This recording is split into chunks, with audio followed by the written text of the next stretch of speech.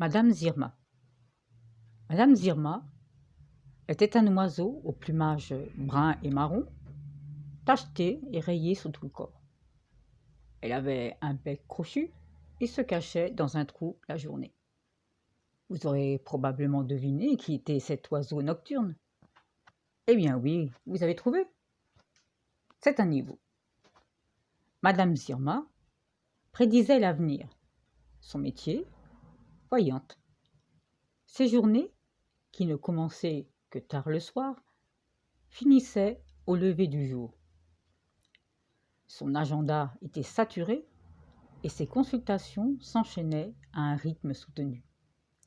Sa salle d'attente, toujours bondée, avait dû être agrandie à plusieurs reprises. Madame Zirma, pourtant entre deux âges, gardait l'esprit vif, et ses yeux pétillants semblaient lancer de petites étincelles lorsqu'elle réfléchissait afin de trouver une solution appropriée. Elle portait depuis toujours de longues boucles d'oreilles dorées et son éternel fichu à carreaux noirs et blancs sur la tête qui commençait sérieusement à s'effilocher tant il était usé.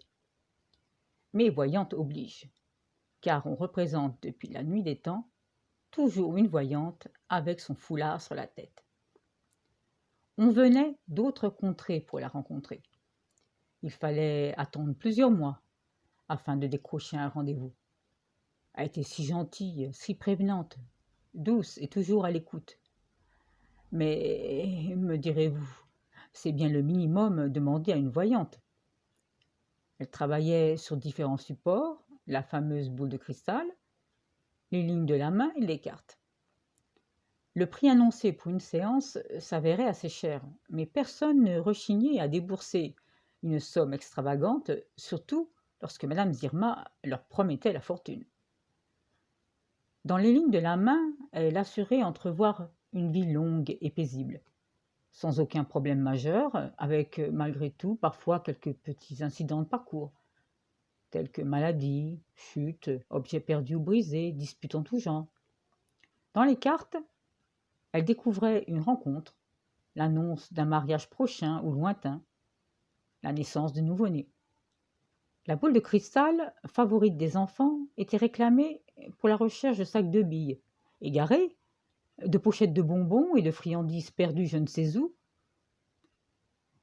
ou l'écureuil, un client de longue date qui lui importait de l'aide afin de localiser les noisettes qu'il avait parsemées dans les jardins aux alentours. Tout le monde ou presque venait la voir, soit pour une consultation pure voyance, ou tout naturellement pour demander un conseil. Elle réglait des problèmes sans grande importance, mais faisait parfois office de conciliateur afin de régler un différend entre voisins. Souvent, il s'agissait de branches d'arbres qui dépassaient, du bruit d'une tondeuse le dimanche qui empêchait le propriétaire voisin ou d'en face de faire la sieste. Toutes les petites choses de la vie qui peuvent devenir très agaçantes si on ne fait pas attention aux autres. Madame Zirma s'avérait spécialiste dans différents domaines. Et sa compétence n'était plus à prouver et le bouche à oreille fonctionnait à merveille. Mais un hiver particulièrement vigoureux s'installa dans la région, que ni la voyante, ni les météorologues n'avaient prévu. Madame Zirma prit froid et tomba très gravement malade. Elle resta de longues semaines dans son lit sans pouvoir se lever. C'est son amie la chouette qui venait lui porter chaque jour un bon potage bien chaud afin de la remettre sur pied. Comment Madame Zirma, voyante de naissance, n'avait-elle pas prévu qu'elle allait tomber malade? Telle est la question. Nous n'avons pas de réponse à ce jour. Madame Zirma poussait par intermittence des cris très aigus que l'on pouvait entendre à 100 lieues à la ronde. Et si l'on s'en tient à la sorcellerie, le cri du hibou prédit une mort prochaine. Donc, tout ce petit monde avait très peur de mourir. Puis un matin, Madame Zirma, rétablie par miracle, retourna à ses consultations et la vie reprit comme à l'accoutumée. Tous les habitants crurent qu'elle avait des pouvoirs surnaturels. Elle était presque mourante, et voilà qu'elle était déjà sur pied, comme si la maladie ne l'avait jamais atteinte. Alors les langues se mirent à se délier. on n'en finissait pas de discuter à propos de la guérison de Madame Zirma. Aux quatre coins de la contrée, tout le monde en parlait. La laie, la dame sanglier, s'arrêtait sur le pas de la porte de la pie et l'on pouvait entendre leur discours. À propos de Madame Zirma, qu'en pensez-vous? Ne trouvez-vous pas bizarre qu'elle ait pu guérir comme cela? Commentait le cochon sauvage. Effectivement, je pense que c'est louche, disait la pie. Même le maire, un renard très rusé, s'en était mêlé et avait convié les habitants à une réunion extraordinaire afin de recueillir les avis de ses concitoyens. L'assemblée était nombreuse, et il avait fallu rajouter des chaises. Chacun avait son mot à dire.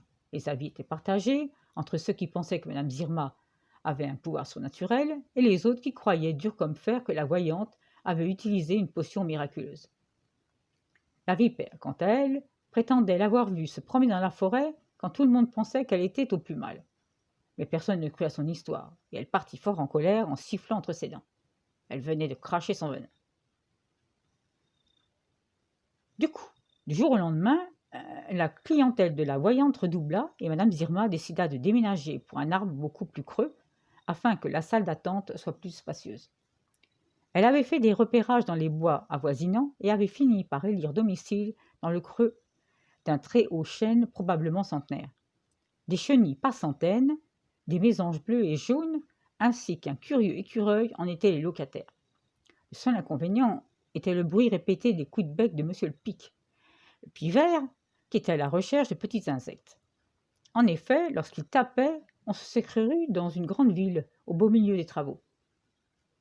Si Madame Zirma avait ignoré ce désavantage, c'était pour une bonne raison. L'arbre était tellement élevé que la voyante avait installé plusieurs salles à différents niveaux. Et c'est Monsieur Pivert qui en a vu la charge. D'après mes dernières informations, Madame Zirma continue toujours ses consultations. Un seul changement est intervenu malgré tout. Son fichu à carreaux noirs et blancs est parti à la corbeille. Elle l'a remplacé par un autre rayé rouge et vert beaucoup plus actuel. Et j'allais oublier de vous dire que, vu son âge bien avancé, elle porte dorénavant de grosses lunettes rondes cerclées de couleur or. Nous n'allons pas nous quitter sans révéler le petit secret de Madame Zirma. Vous vous rappelez? C'était son amie la chouette qui lui apportait une bonne soupe chaude. Mais ce n'était pas seulement un potage, à vrai dire. Car la chouette, inquiète de l'état alarmant de son amie, alla trouver un vieux loup, un peu sorcier, un peu vaudou, afin qu'il lui prépare une potion. Le loup élabora un remède à base de plantes réduites en poudre, dont je ne peux pas vous communiquer les ingrédients, vu que la composition a été tenue secrète. 10 gouttes du flacon dans le potage chaque jour avaient été prescrits par le loup. Le résultat fut rapide, et l'on connaît la suite. Mais jamais ni la chouette, ni Madame Zirma n'ont dévoilé le secret. Sur ce, nous souhaitons une longue et paisible vie à Madame Zirma et à tous ses patients.